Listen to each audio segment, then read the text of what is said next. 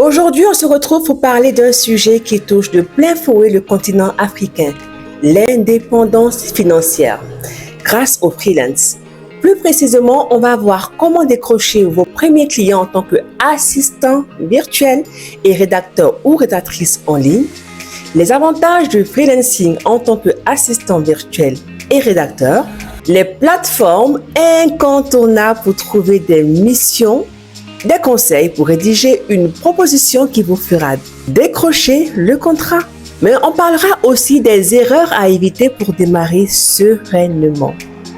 On fera mention des services que vous pouvez proposer en tant qu'assistant virtuel. Il y aura aussi des conseils pour réussir et devenir une référence dans votre domaine. Le marché du freelance est en plein essor et offre de nombreuses opportunités pour celles et ceux qui veulent être leur propre patron. En tant qu'assistant virtuel et rédacteur, vous proposez des services demandés à une multitude d'entreprises, tout en bénéficiant de la flexibilité du travail à distance. Moi-même, Friska, en tant qu'assistante virtuelle, parmi mes nombreuses cordes de serial entrepreneur, je sais tout l'enjeu et les défis que demande ce métier, mais je sais aussi que ça peut être un métier gratifiant qui te permettra de réussir et de devenir ton propre patron. Et sur la chaîne Startup Déjantée, j'aide les personnes ou les nouveaux entrepreneurs à démarrer leur activité en leur donnant des idées, des conseils et des astuces. Et aussi, vous savez, mon équipe et moi fournissons des formations en ligne pour la communication digitale, mais aussi pour apprendre à utiliser certaines applications comme Canva qui vous aideront dans la vie de tous les jours, car même en étant assistant virtuel, il vous faudra utiliser Canva et autres applications, ou encore des formations pour développer son art oratoire. Alors, je vous souhaite la bienvenue sur ma chaîne Startup Déjantée et moi-même je suis Friska, la serial entrepreneur.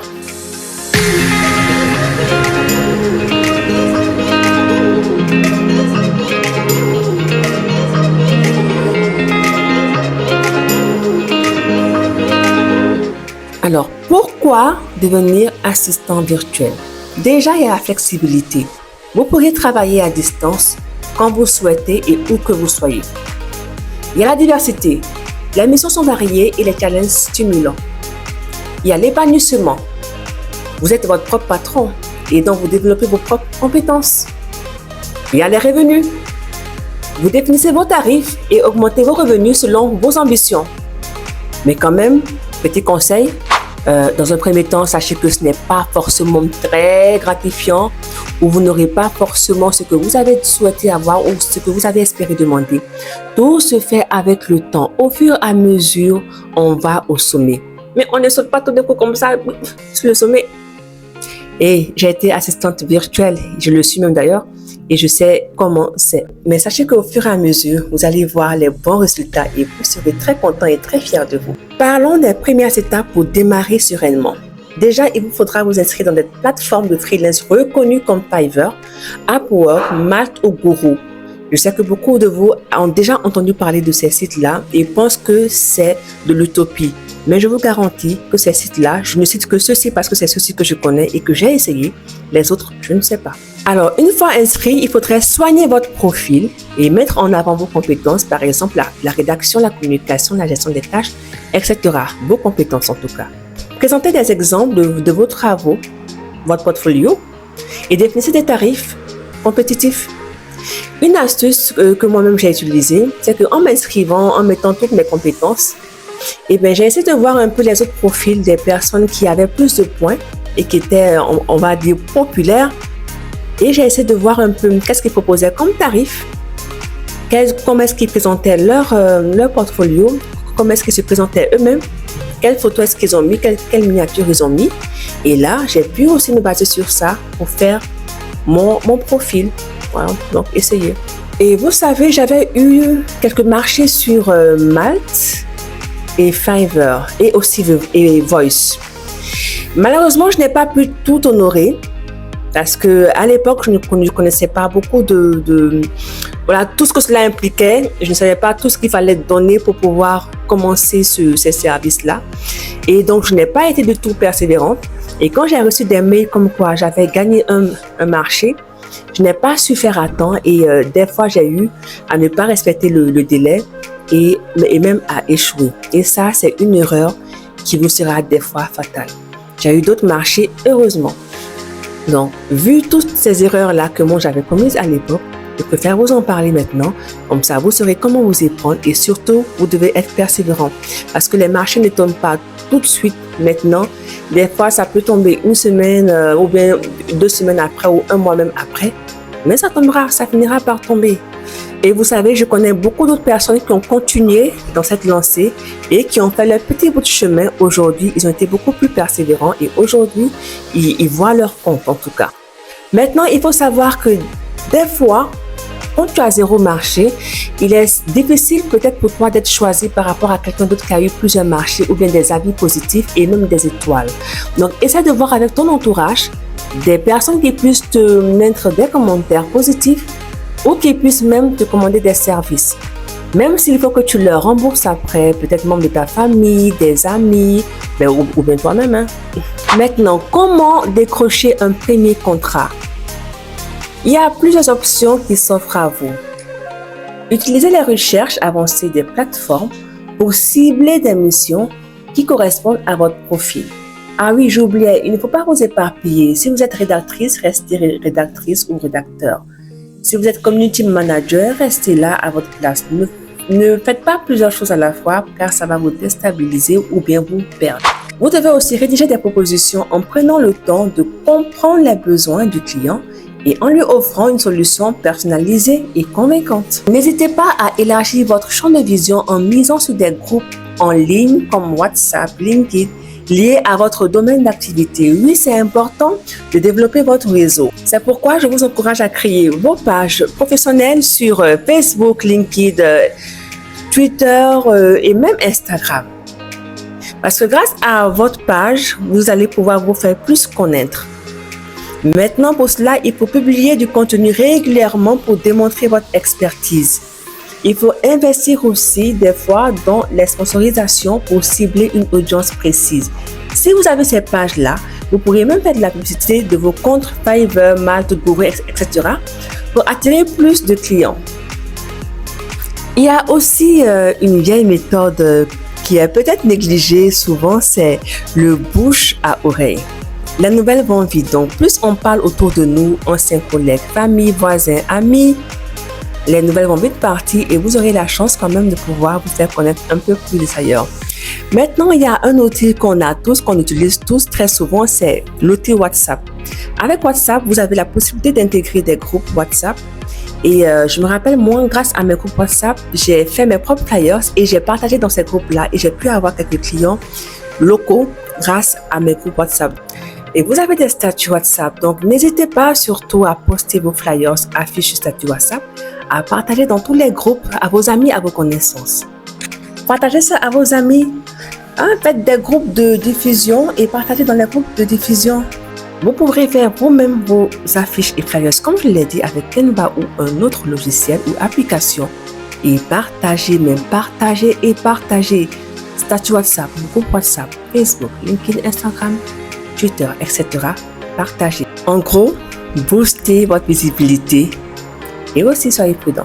N'oubliez pas de commenter et de liker cette vidéo. Alors maintenant, que peut faire une assistante virtuelle ou un assistant virtuel? L'assistant virtuel, il fait de la rédaction. Donc, rédaction d'articles, de blogs, de journal, de communiqués de presse, le discours, etc. Et même page web. Il fait aussi de l'administration. Donc, gestion d'agenda, prise de rendez-vous, suivi d'email, etc.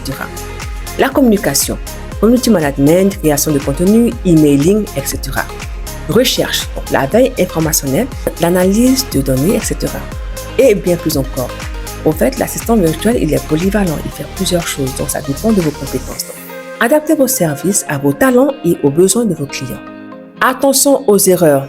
Oui, il y a beaucoup d'erreurs fréquentes qui sont commises par certains assistants virtuels qui viennent de commencer. Mais avant de continuer, si tu aimes ce contenu et ce que je fais, un seul moyen de me dire merci, c'est de t'abonner, d'activer la cloche de notification qui est à ta droite, juste ici pour rester informé de la sortie de mes prochaines vidéos et surtout de poser un like, un pouce bleu comme ça et un petit commentaire. Ça m'aidera à continuer. Alors, pour réussir, évitez de tomber dans certains pièges. Ne vous sous-estimez pas ou ne sous-estimez pas vos compétences. Votre expertise a de la valeur, même si vous êtes nouveau ou bien débutant. Fixez des tarifs justes. Ne bradez pas vos services et ne faites pas non plus des prix exorbitants. Respectez scrupuleusement les délais de livraison. Important.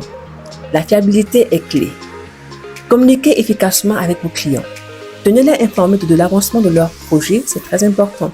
Devenez une référence. Pour vous démarquer et fidéliser votre clientèle, voici quelques conseils. Un conseil que vous entendez souvent dans toutes mes vidéos, c'est la formation. Oui, formez-vous en permanence pour développer de nouvelles compétences. J'insiste dessus, c'est très important. Même dans ce métier, il faut continuer à se former. Il vous faut aussi vous spécialiser dans un domaine particulier. Ne pas vous éparpiller. Ça, je l'ai déjà dit, mais je le répète. Quand vous restez dans un domaine, vous devenez une référence dans ce domaine et ce sera beaucoup plus facile pour vous et pour ceux qui vous cherchent. Fournissez un travail de qualité et soignez la relation client. Créez un portfolio en ligne pour mettre en valeur vos réalisations. Vous savez, sur ces sites que j'ai cités là, ils demanderont un portfolio et ça déterminera beaucoup de choses. Collaborez avec d'autres freelances pour élargir votre offre. Vous pourriez en trouver dans certains groupes, comme les groupes WhatsApp, LinkedIn ou encore Facebook. Être assistant virtuel peut être perçu comme un métier facile. Mais enlevez-vous cette idée de la tête. Ce n'est pas facile d'être assistant virtuel. Depuis fort longtemps, certains assistants ou secrétaires ont été catalogués. Voilà. Je me rappelle comment je commençais quand même mon service de l'assistanat virtuel, c'était dans les années de Covid.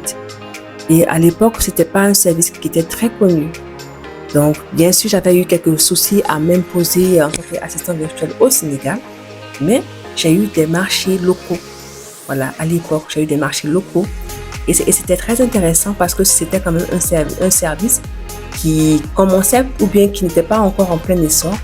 Mais petit à petit, les gens ont commencé à trouver ce service-là qui était déjà existant dans d'autres pays d'Europe.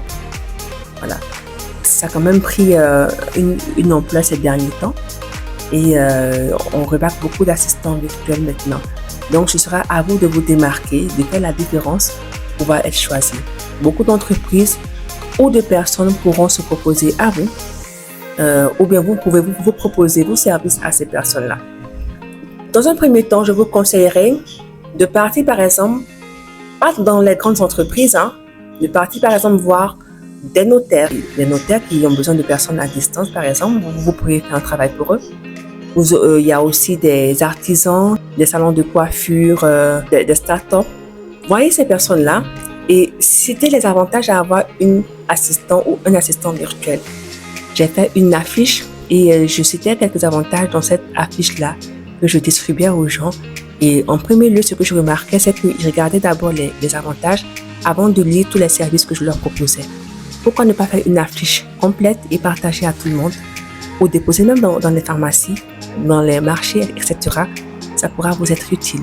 Alors, à vous de voir, lancez-vous et soyez proactifs. Et rejoignez des groupes de freelance et partagez vos expériences, vos compétences dans ces groupes-là. En suivant ces conseils et restez motivé, vous allez pouvoir devenir un ou une assistante virtuelle et un rédacteur freelance accompli. N'oubliez pas, l'entraide est la clé du succès. La persévérance, oui, la persévérance paiera. L'important est de commencer d'être proactif et de croire en vous. Alors, j'espère que mes conseils ont pu vous aider et que j'ai répondu à vos questions car beaucoup d'abonnés m'ont demandé en inbox comment faire pour pouvoir être assistant virtuel et quelles sont les erreurs à éviter. Donc, j'espère que j'ai pu répondre à toutes ces questions. Donc, je vous dis à très vite pour une nouvelle vidéo avec encore plus de conseils déjantés et tips. Sur ce, à bientôt!